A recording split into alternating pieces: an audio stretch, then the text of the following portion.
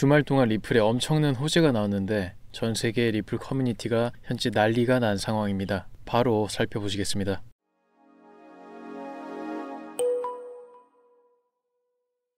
시작에 앞서 저희 리플 커뮤니티 얘기를 먼저 드리자면 리플 관련 소식들을 가장 빠르게 공개하고 있기 때문에 리플 XRP에 대해 관심 있는 투자자분들께서 간편하게 속보 보는 목적으로 많이 들어와 계십니다. 현재 800여 명이 함께하는 커뮤니티로 자유롭게 금전 요구 없이 영상 하단 더보기 링크를 통해 참여 가능합니다. 얼마 전 큰 행사가 있었는데요. 비트코인 2024라고 암호화폐 세계 최대 행사인데 열기가 대단했죠. 투자자분들이나 시청자분들 중에 혹여나 트럼프 싫어하시는 분들 꽤 계시는 걸로 아는데 일단 코인 투자자로서 저는 환영합니다. 미국 양당 모두 암호화폐 거부하던 암울했던 시기 정말 힘들었죠. 그래서 애쉬 같은 문제도 생겨났던 거고요. 어느 쪽이 당선될진 모르지만 그래도 일단 한쪽은 확실한 지지를 보이기 때문에 투자자로서는 이걸 마다할 이유가 없어요. 그래서 비트코인 2024에서 트럼프 공약을 요약해보면 첫 번째로 미국 정부의 전략적 비트코인 비축, 두 번째로 미국 정부 보유 비트코인을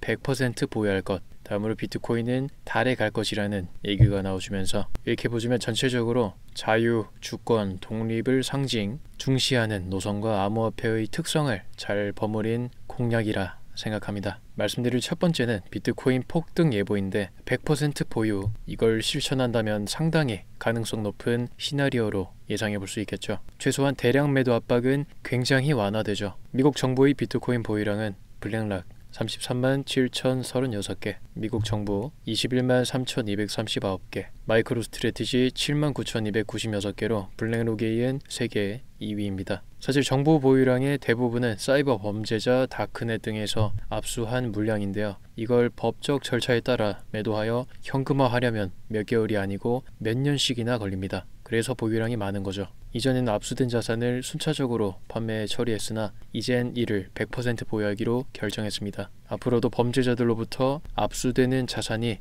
계속 늘어날 것이지만 이제는 이 자산들을 판매하지 않고 모두 보유하겠다는 방침으로 해석해 볼 수 있습니다. 따라서 최근 독일 정부에 있었던 대규모 자산 매도 압력과 같은 사건은 세계 최대의 국가기관인 미국 정부에서는 발생하지 않을 것입니다. 결국 이는 긍정적인 뉴스라고 볼 수 있죠. 그리고 또 중요한 점은 최근에 중앙은행이 디지털 화폐 CBDC를 발행하지 않겠다고 한 것인데요. CBDC는 중앙은행에서 발행하는 디지털 화폐를 의미하며 이의 발행 여부는 매우 중요한 사안입니다. 중앙정부 내에서도 사실 CBDC 추진에 대한 찬반 논쟁을 이어왔는데요. 찬성 측은 CBDC가 가져다줄 효율성을 강조하며 디지털 화폐가 결국 금융 시스템에 긍정적인 변화를 일으킬 것이라고 주장했던 반면 반대파는 CBDC 전환에 따른 시간 소모와 천문학적 비용이 주요 쟁점이라 보고 이러한 변화가 경제적 부담을 초래할 수 있음을 우려했습니다. 미국 정부 입장에서 CBDC는 현재의 달러 기축통화 불안 상황에서 양날의 검이 될 수 있는데요. 기축통화 지위를 유지하려면 페트로달러 전환 때처럼 국제적인 전략을 통해 기득권을 확보하는 것이 중요하며 시스템 전환은 오히려 불안 요소로 증가시킬 우려가 있습니다. 오히려 시스템 운영 불안 요소를 키울 우려가 더 큰 것이 되겠죠. CBDC 발행 안 하는 것을 왜 중요하게 보냐면 리플 때문이 되겠습니다. 리플의 사업 중에는 중앙은행이 CBDC 발행을 지원하는 플랫폼이 있는데 이 플랫폼을 통해 각 국가가 CBDC를 발행하면 결국 리플의 블록체인 시스템을 사용하게 되죠. 따라서 리플에게는 호재가 될 수 있는 것인데 그러나 미국 입장에서는 이와 같은 시스템 전환이 기축통화 지위에 영향을 미칠 수 있어 우려할 만한 요소로 작용할 수 있습니다. 즉 리플의 CBDC 시스템 도입은 리플에게는 긍정적인 것일진 몰라도 미국 정부에게는 기축통화로서의 영향력에 부정적인 영향을 미칠 수 있는 겁니다. 미국 중앙은행이 CBDC를 발행한다 해도 과연 리플 CBDC 시스템을 쓸까요? 결코 그런 일 없을 겁니다. 왜냐하면 리플한테는 안 좋은 시나리오이기 때문인데요. 그럼 미국이 CBDC 발행을 안 하는데 굳이 다른 자본주의 국가들이 CBDC 발행을 할 이유가 사실상 없습니다. 따라서 현행의 화폐 시스템을 유지할 것으로 예측되죠. 리플의 원래 비전대로 리플 블록체인은 국경 간 결제, 즉 해외 송금에 사용될 가능성이 높은데요. 국가가 발행하는 CBDC와는 별개로 리플의 블록체인 기술이 이러한 국제 송금 시스템에서 중요한 역할을 할 수 있기 때문입니다. 따라서 CBDC 발행 여부와 관계없이 리플 블록체인 채택 가능성이 오히려 높아질 수 있는데 이는 리플에게 중요한 호재로 작용됩니다. 그래서 최근 고래들의 리플을 매집하기 시작했는데요. 특히 지난 7월 6일 이후 리플의 반등과 함께 고래들의 매집이 계속해서 포착이 되었습니다. 저 역시 이 기회를 통해 리플을 매집했을 뿐더러 당분간 계속해서 매집 구간이 지속될 것으로 보입니다. 이제 11월 대선까지 100일도 안 남았는데 앞으로 중간 지지율 집계에서 공화당이 우위를 보일 경우 구간별 반등이 계속될 것으로 예상됩니다. 이런 정치 변화가 시장에 영향을 미칠 가능성이 높기 때문인데요. 현재 고래들은 XRP 매집을 하고 있는 현 상황에서 XRP 차트가 추종하는 비트코인 차트도 사실상 긴 아랫꼬리를 형성하면서 반등에 성공한 모습을 보이고 있는데요. 보시다시피 비트코인은 지난 5일 강하게 반등에 성공한 모습을 보이며 추세의 반전을 예고하는 모습을 보여주고 있습니다. 저점 부근 고래들의 매집 행태로 간주할 수 있는데 차트에 보이는 보라색 선은 XRP 차트인데요. 비트코인 반등에 강하게 반응하며 상승한 모습을 보여주었습니다. 자금의 유입이 대거 들어온 건 알겠는데 우리가 눈여겨봐야 되는 것은 과연 무엇일까요? 사실은 슈퍼 트렌드 지표가 빨강색에서 녹색,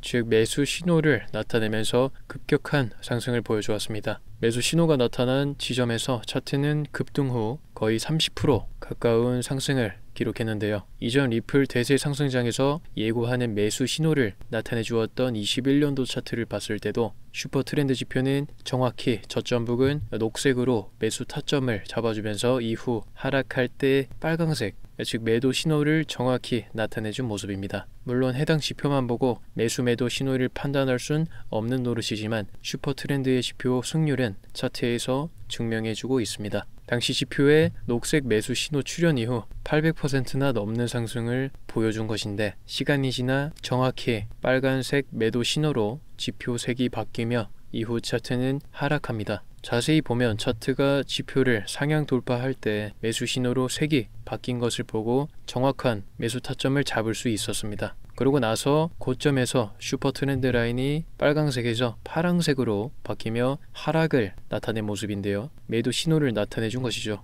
올 상반기를 이끈 AI 섹터 니오 프로토콜 코인도 지난 2월 차트가 슈퍼 트렌드 지표가 색이 바뀐과 동시에 지표를 상향 돌파했는데요. 이후 한 달 만에 12,000원까지 300% 상승한 모습을 보여줍니다. 매수 시그널을 알려주는 것도 탁월한데 고점에서 매도 시그널을 알려주는 것도 탁월합니다. 상승 이후 변곡점에서 슈퍼 트렌드 지표는 색이 바뀐과 동시에 매도 신호를 나타내 주었죠. 22년도 4월부터 AI 관련 종목들은 급락을 시작했는데요. 당시 하락을 예고한 것처럼 고점에서 팔고 나올 수 있는 매도 기회를 줬다는 것을 알 수 있습니다. 슈퍼 트렌드 지표는 5분봉에서도 활용하니 짧게도 수익을 낼 수 있었던 기회가 수차례나 있었는데요. 지난 16일 오전 두 번의 매수 신호를 보여줬습니다. 오전에 XRP가 730원 바닥에서 골든 크로스를 보여줍니다. 정확한 매수 자리죠. 이후 795원 파란색으로 지표가 전환되면서 매도 시그널이 나왔죠. 약 9시간 만에 8.5% 수익률을 기록했고